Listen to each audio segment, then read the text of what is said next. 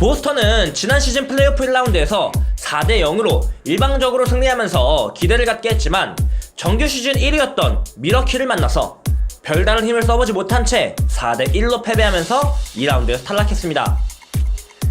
게다가 정규 시즌 도중에도 에이스인 카이리 어빙과 팀의 미래를 책임져야 할 영건들과의 불화설이 지속적으로 나오면서 사실 지난 시즌 종료 후 어빙이 팀을 떠날 것은 어느 정도 예견된 상황이었습니다.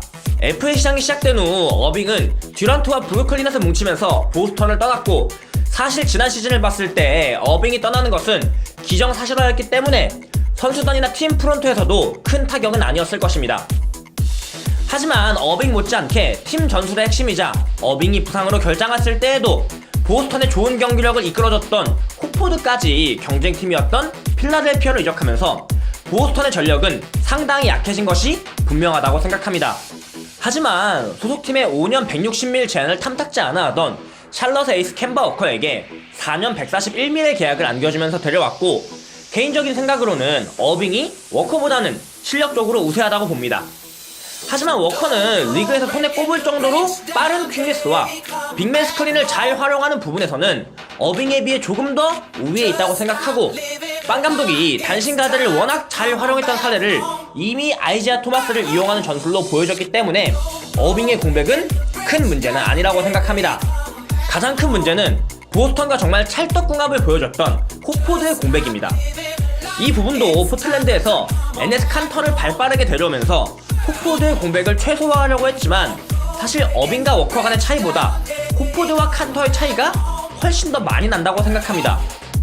물론 지난 플레이오프에서 포틀랜드 주전센터 너키츠의 공백을 메꿔주면서 약점으로 지적받던 수비에서도 끈질긴 모습을 보여줬지만, 정규 시즌에도 그런 모습을 지속적으로 보여줄 수 있을지는 의문이 먼저 드는 상황입니다. 공격력 자체는 비슷하거나 칸터가 오히려 높을 수도 있지만 동료를 살려주는 스크린, 핸드오프, 패스 등 여러가지 부분에서 호포드가 많이 우위에 있고, 수비적인 측면에서는 비교 불가능할 정도라고 생각합니다. 그렇기 때문에 다른 선수들의 수비적인 부분이나 아니면 오히려 공격적인 측면을 살려서 공격 쪽에 더 강점이 있는 팀으로 만드는 것이 중요하다고 보고, 결국 이 부분은 영건들의 스텝업과 브래드 감독의 전술적인 역량에 달려있다고 봅니다. 주전 라인업은 에네스 칸터, 고든 헤이워드, 제이슨 테이텀, 제일런 브라운, 켐바 워커로 이루어질 것입니다. 사실 공격적인 측면에서는 오히려 더 좋지 않을까? 라는 생각이 들 정도로 짜임새는 나쁘지 않다고 생각하고, 다만 헤이워드가 부상 이후 컨디션이 좀처럼 돌아오지 않는 모습을 보여줬었는데 유타 에이스 시절의 모습으로 언제쯤 돌아올 것인지가 중요하다고 봅니다. 또 테이텀과 브라운이 지난 시즌 성장세가 주춤한 모습을 보였는데, 테이텀은 올스타급, 제일런 브라운은 올스타 근처까지는 클 수 있는 포텐셜을 가지고 있다고 생각하고, 이 두 선수가 볼 소유 시간이 지난 시즌보다 분명히 늘어날 텐데 얼마나 스텝업할 수 있을지, 이렇게 두 가지가 다음 시즌 보스턴이 중요하게 지켜봐야 할 부분일 것입니다. 주전 라인업은 상황에 따라 약간의 차이는 있겠지만 동부 컨퍼런스에서는 여전히 경쟁력 있는 로스터를 갖췄다고 생각하고, 최상위는 아니지만 분명 상위권 싸움을 할 정도는 된다고 느껴집니다. 하지만 지난 시즌보다 벤치가 더 약해졌고, 이번 시즌 신인들이 썸머리그에서 좋은 활약을 보이면서 기대감을 가지게 했지만 썸머리그에 불과하고 결국 시즌이 시작해봐야 안다고 했을 때 벤치에서 믿을만한 득점원이 부족하다는 점이 보스턴의 가장 큰 문제점으로 다가올 것입니다.